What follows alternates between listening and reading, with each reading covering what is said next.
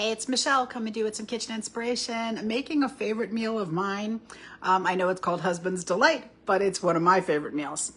So the first thing I did was put a half a pound of pasta into my 4-quart saucepan, which is just about done, and a pound of ground beef into my 5-quart 11-inch skillet. This is our mix and chop. It's actually normally black, but this one's from a few years ago from our Help with Cancer program. So I'm gonna teach you how to make this recipe. It's easy and it's really, really good. And what's nice about it is kids like it. So if you have kids at your house, this is a great recipe for kids. Okay, so first thing I'm gonna do, take my ground beef and I'm gonna add a couple cloves of garlic. I just cut them in half, stick them in here. I'm gonna use my garlic press and get my garlic in there. You know, you don't have to peel your garlic with our Pampered Chef garlic press. Just drop it in and it leaves the peel behind. Okay, and this is the little cleaning tool that comes with it. So you can use it to scrape the paper, you know, the cover out. What's nice about it is it stores right here, so you don't lose it. All right, so I put that in. The other thing I'm gonna put in is a teaspoon of plain white sugar and a teaspoon of salt. You can see I'm a big measurer, right? I'm gonna give that a quick stir. Get that sugar out there. Just kind of even it out in here. All right, so the next thing that goes in, take a can of tomato sauce. Now, if I'm making this for a bigger amount of people, like sometimes I make it in a 9x13 pan if I have a lot of people, then I will use 2 cans of tomato sauce, okay? But I'm only making one 9x9 pan since it's just 2 of us eating. So this is my smooth edge can opener. If it lifts the can, you know it's gonna work. Turn it the other way, it'll let go. And you just pull your lid right off. Now what I'm gonna do with this is I'm gonna put half of this sauce into the beef and save the other half for the noodles, okay? What you just heard was my oven heating up because the last part of this recipe is to put the food into the oven. Okay, so I showed you that I have my pasta in my pot. And one of the cool things about these Brilliance cookware is that the lids have holes in them, so I don't even need to use a colander. Just gonna put my lid on, drain my pasta right into the sink with just the lid. So the lid is dual purpose, right? I used the lid to get everything together, and then I use it for that. All right, I need a thing to slip this down so you guys can see it. All right, so I'm gonna put the rest of the sauce in here.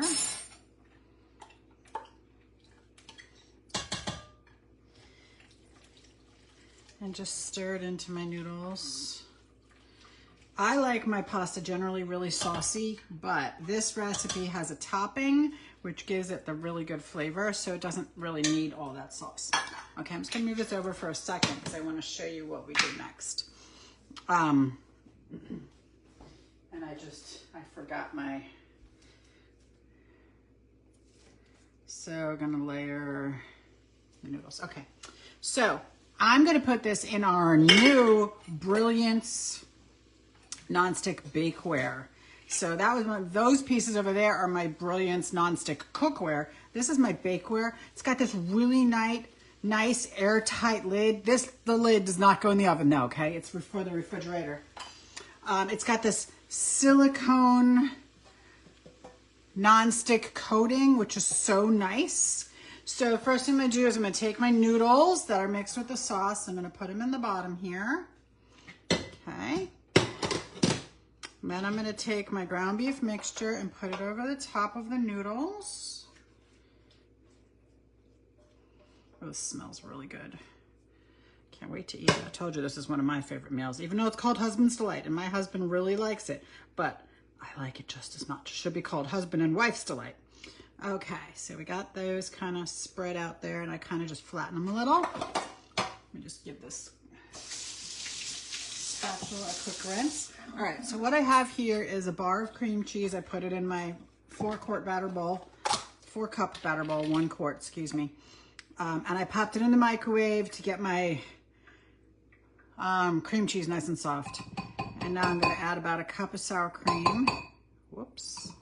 And the magic comes in green onions, chopped up green onions, which these were in my freezer.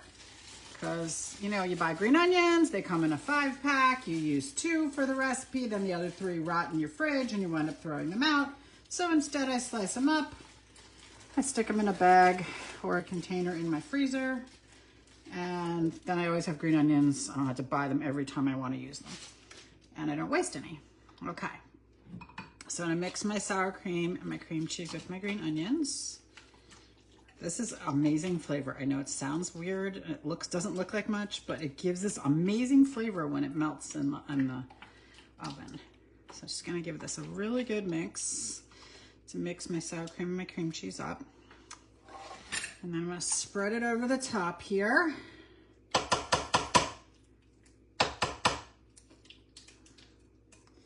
Kind of basic ingredients, right? Things you probably have in your house. But when you mix them all together, they come out awesome.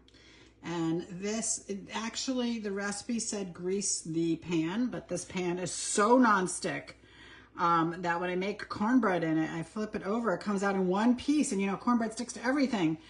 Brownies, they just flip right out. It's amazing. So I'm really liking these pans. They come in multiple sizes. This is the 9x9. It comes 9x13. And it also comes in what we call a long loaf pan, which has the capacity for 2 recipes of a quick bread. Okay, like a banana bread, that kind of thing. Or you can use it to make individual lasagnas, not individual, but like 2-person lasagnas. And the reason that that's nice is because you can customize them. Like in my family, we have some vegetarians and the rest of us like meat. So we can make 2 types of lasagna quickly without having to make giant pans of vegetarian lasagna.